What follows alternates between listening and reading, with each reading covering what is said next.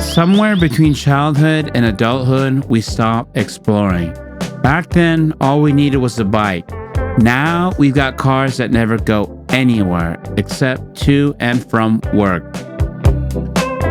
Which is why we now find ourselves surrounded by species of butterflies flown in from South America.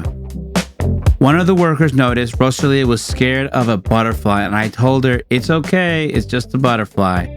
But he walked over and said kids get scared because they like predictable patterns, and butterflies don't fly in a way that makes sense to them.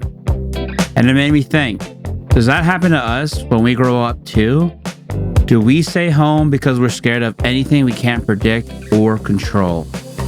And if that's true, why do we still dream about exploring every time we watch YouTube or TikTok? Maybe we didn't stop dreaming, we just started scrolling. Follow for chapter 2.